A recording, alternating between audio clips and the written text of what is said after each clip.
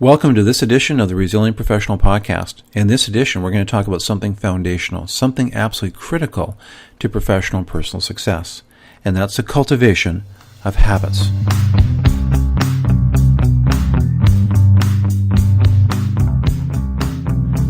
Welcome to the Resilient Professional Podcast. Professional success really is a game of inches. You have the experience and knowledge, but you realize that professional success is more than just knowledge and experience. It's actually applying what you already know. It's about consistently applying what you know in spite of the challenges that are sure to come your way. You know, Olympians know how to battle adversity and to perform at their best, even in the midst of setbacks and frustrations. I think we can learn a lot from the Olympian mindset. It really is about the cultivation of resiliency.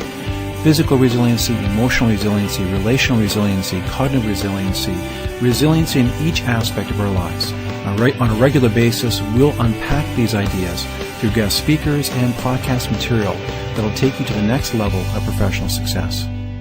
Self-awareness is a centerpiece of personal development, and we require self-awareness to develop good habits in our lives. We're so disconnected, so distracted from the very things that form the habits in our lives.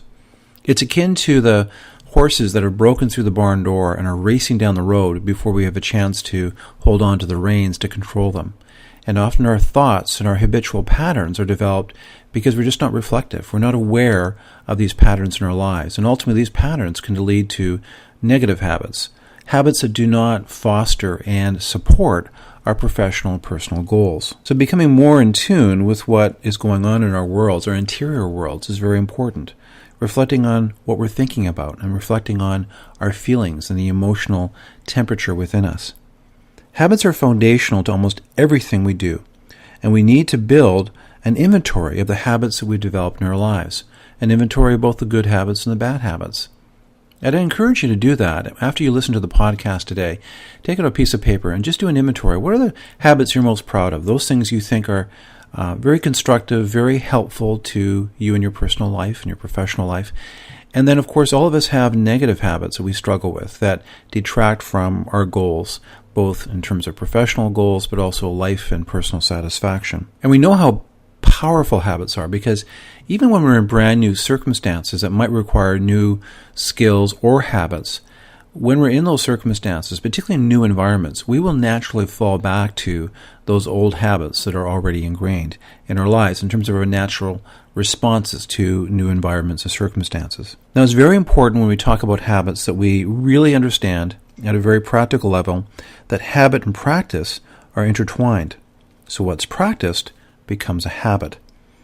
So the goal is to become aware and intentional around habit formation, to over time increase the number of positive habits and hopefully reduce the number of negative habits. And I'll talk about that basic philosophy near the end of this podcast.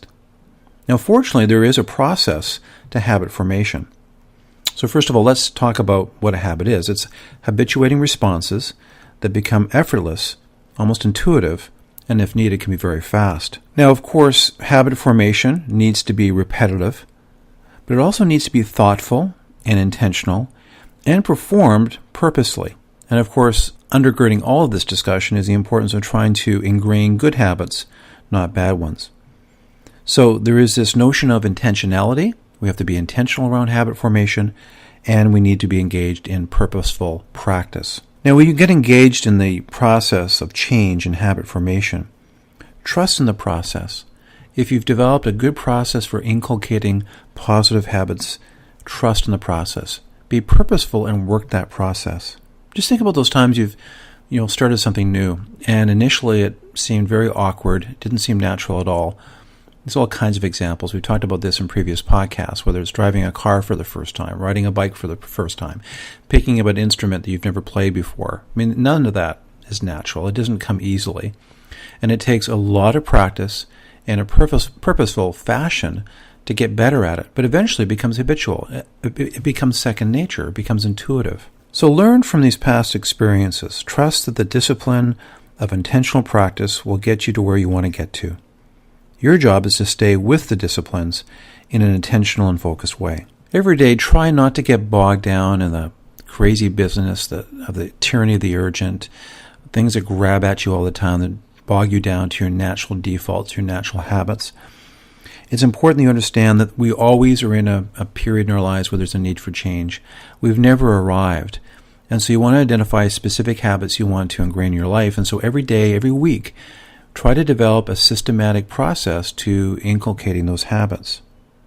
What can you do every day to begin moving in the direction that you intend to go by building in these habits? Now, we need to understand that our habits are physical, they can be emotional, they can be mental, psychological. And we are our habits, whether we like it or not. They're foundational to the life that we lead. When you look around you, whether you look at your relationships, the quality of your relationships, your financial status, how you're doing at work, your health, virtually all those things will be driven by the habits that you've built into your life. So when we look at the area of physical habits, what's an example of a good habit? A good habit could be regular exercise. You've just built that into your daily schedule. A bad habit physically might be eating comfort foods at the end of a stressful day. So you start digging into stuff that is high fat, high salt, high sugar, tastes good, makes you feel good at least temporarily. But if you do that consistently on a regular basis for the week, eventually you're going to suffer negative consequences, obviously, from a health standpoint. What about emotional habits? Well, a good habit emotionally could be regularly engaging in prayer and reflection or meditation to calm your nervous system down, so you have more emotional stability and control in stressful situations. A bad habit in this area could be always reacting to your spouse in a knee-jerk kind of emotional manner that becomes almost a habitual pattern reaction. So there might have been ways of communicating between you and your spouse that now have been habitual, and so you could be involved in a discussion that shouldn't generate that much emotion, but it's just a knee-jerk reaction. And that would be a negative example. How about mental habits? Well, you could have the good habit of writing out your to-dos the night before the next day or the beginning of the day, the key tasks that you need to get done for the day, and then reviewing those tasks through the day so you can stay on task and focused. A bad habit mentally could be when you're on your laptop or smartphone or tablet, you're easily distracted by social media and mindless web browsing on your computer, so that at the end of the day, although you've been doing lots of stuff, you never really got much accomplished because you were mindless in your activities and you got distracted. Now, changing old habits can be very hard to do. In fact, you're better off focused on what new habits can I bring into my life. And hopefully over time, if you do that consistently, those new habits will begin to overwhelm your bad habits that you have. So focus on developing good habits rather than focusing on how do I eradicate a bad habit. Now, I'll give you a really practical example of how this can be powerful in your life. There's lots of examples. I've experienced this in my own life. I know lots of people that have experienced this. And one area could be in the area of exercise. You think of someone who's trying to build a new physical habit, and they decide to start exercising on a regular basis. And so they spent the next 3 months really trying to reinforce that habit. But what's interesting, it has this cascading effect through other parts of their life. So all of a sudden they're becoming a little more conscientious around the food that they eat. Maybe they start dropping a little bit of weight, and that encourages them in this healthy movement towards the food that they eat and the regular exercise they're doing. Maybe they find that emotionally they're more stable because the exercise just makes them feel better. And they often say that exercise is a great feel-good drug. And as you improve your mood and your feeling, that has a positive impact on your relationships. And, of course, you might be experiencing more energy for your work and to get things done time effectively, maybe more energy for your relationships at home or your kids.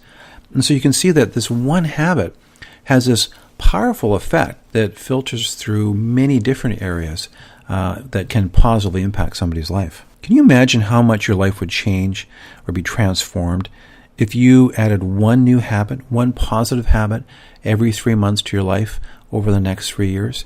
It would be absolutely transformational. So if you want to take your professional life and even your personal life into a new level, then try to be intentional, thoughtful, reflective around the habits in your life, and then beginning to introduce one new positive habit every 3 or 4 months would be revolutionary. To get more information on these topics and other ways that you can become a resilient professional, be sure to take a look at the Resilient Professional ebook. It's got 15 chapters of great information that will expand on these topics that we're going through. As well, make sure you take a look at the Resilient Professional content as well as the Take Charge of Change website. We have other helpful resources that will help you on your road to personal and professional resilience.